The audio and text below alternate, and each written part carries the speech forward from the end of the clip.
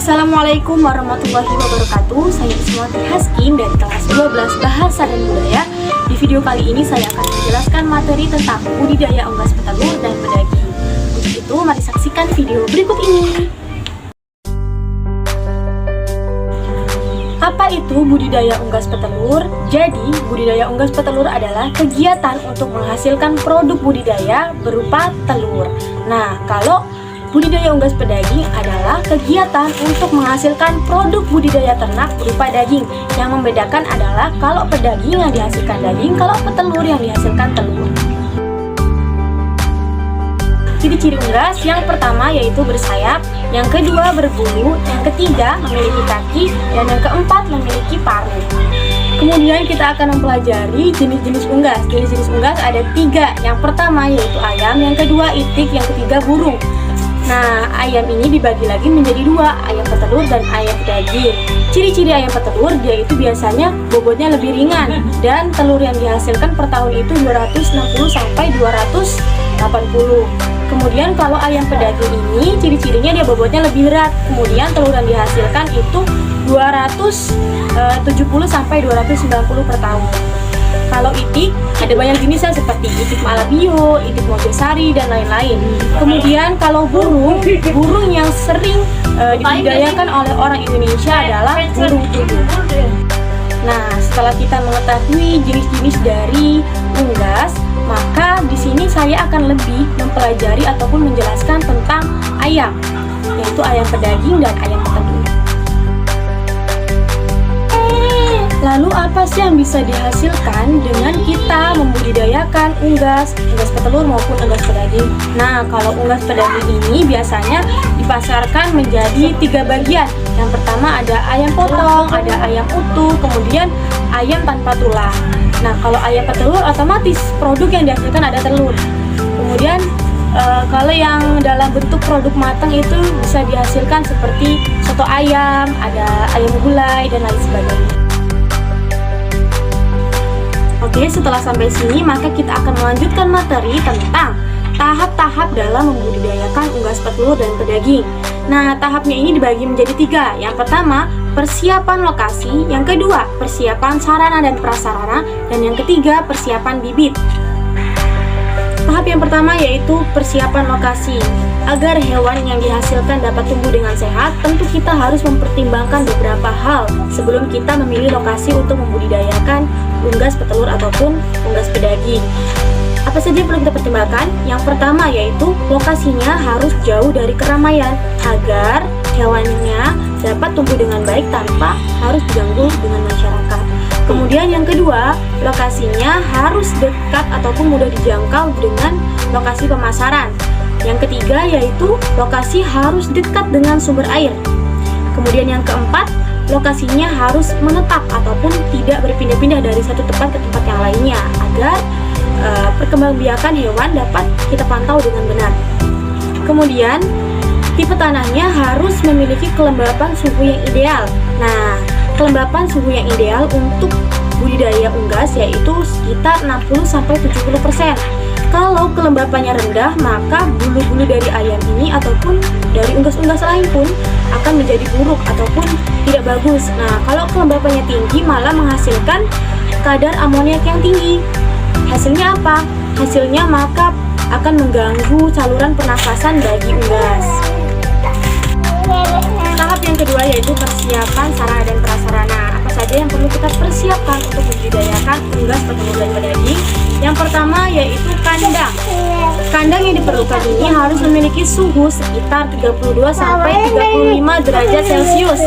Nah, cara memelihara unggas ini dibagi menjadi 3, yaitu yang pertama pemeliharaan secara ekstensif. Pemeliharaan ini dilakukan dengan cara unggas dibiarkan di alam terbuka pada siang harinya dan di kandang hanya pada malam hari.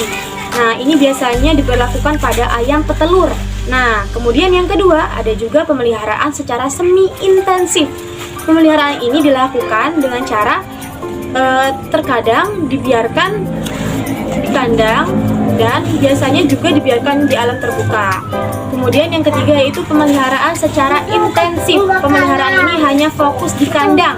Tujuannya apa? Agar mempermudah dalam pengontrolan pertumbuhan ayam dan mudah untuk memberi pakan. Nah, apa saja sih yang harus ada di dalam kandang? Jadi, yang perlu kita letakkan di dalam kandang yang pertama yaitu lantai liter ataupun alas tidurnya bagi unggas. Yang kedua, tempat bertelur. Ini hanya berlaku untuk ayam petelur. Nah, kemudian yang ketiga, tempat bertengger untuk ayam beristirahat. Dan yang keempat, ada tempat makan dan minum. Biasanya ini terbuat dari bambu, dari kayu, dan plastik biasanya kalau pada masyarakat Indonesia. Kemudian yang kelima yaitu alat penghangat bagi unggas, namanya brooder. Tahap yang ketiga yaitu persiapan bibit. Bibit yang digunakan untuk menjadi ayam yaitu ayam DOC ataupun day old chicken yang dikenal dengan ayam umur 1 hari. Syarat-syaratnya apa saja? Yang pertama, ayamnya harus sehat ataupun tidak cacat. Yang kedua yaitu bulunya halus, maksudnya apa? Pertumbuhannya bagus, tidak ada terkena penyakit. Kemudian yang ketiga, berasal dari bibit yang benar-benar jelas dan memang benar-benar sehat. Kemudian yang keempat, nafsu makannya baik. Dan yang kelima, ukuran berat badannya itu sekitar 3,5 sampai 40 gram.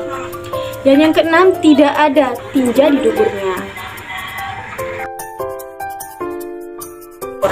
Di sini kita telah melakukan yang namanya budidaya dan apa saja yang harus kita lakukan selama kita menjaga unggas tersebut. Yang pertama, kita harus melakukan sanitasi dan tindakan preventif ataupun tindakan pencegahan. Yang pertama, kita harus menjadikan kebersihan sebagai usaha yang paling utama dalam menjamin keberlangsungan budidaya. Nah, apa saja usahanya? Yang pertama yaitu kita memberikan vaksin. Di sini vaksinnya ada dua. Yang pertama NCD dan yang kedua CRD. Kemudian kita harus juga melakukan pembersihan kandang secara berkala. Tahap yang kedua yaitu pemberian pakan dan minum. Kalau pada masyarakat Indonesia, ayam-ayam ataupun unggas diberikan makanan berupa dedak padi ataupun mereka membuat makanan secara sendiri yang mengandung protein yang benar-benar terjaga. Kemudian formula makanannya ini ada dua. Yang pertama di fase starter dan yang kedua fase finisher. Nah, pada fase starter ini berlaku pada ayam yang berumur 0 sampai 4 minggu dan dibutuhkan sekitar 1520 gram pakan per ekor hingga berumur 4 minggu. Dan yang kedua yaitu fase finisher. Ini berlaku pada ayam yang berumur 4 sampai 6 minggu. Nah, ini membutuhkan sekitar 3.829 gram per ekor pakannya. Nah, kemudian kapan sih masa produktif untuk melakukan pemanenan pada ayam? Tentunya kalau pada ayam ini dilakukan sekitar 5 sampai 6 minggu baru bisa menghasilkan telur ataupun daging. Baiklah, sampai sini saya akan memberikan sedikit penjelasan tentang hama dan penyakit pada budidaya unggas petelur. Ini yang sering menyerang pada unggas petelur dan menyebabkan banyak kematian sehingga memicu kegagalan dalam pembudidayaan. Nah, yang pertama yaitu penyakit yang disebabkan oleh bakteri. Nah, yang kedua ada juga penyakit yang disebabkan oleh virus. Yang ketiga, penyakit yang disebabkan oleh jamur taksis. Dan yang keempat, penyakit yang disebabkan oleh parasit. Ada juga penyakit Pharmaprorosa. Penyakit ini banyak sekali jenisnya, misalnya yang sering terjadi berak putih, kemudian infeksi bronkitis ataupun infeksi pernapasan pada hewan. Ada juga muntah darah hitam, racun, dan buntut keong. Nah, itulah yang sering menyerang unggas yang ada di masyarakat Indonesia. Untuk itu, kita harus melakukan banyak sekali tindakan preventif agar hewan ataupun unggas dapat tumbuh dengan baik. Baiklah, itulah penjelasan dari saya. Mohon maaf bila banyak kesalahan kata ataupun kekurangan. Saya akhiri, billahi taufiq wal hidayah. Wassalamualaikum warahmatullahi wabarakatuh. Sampai jumpa.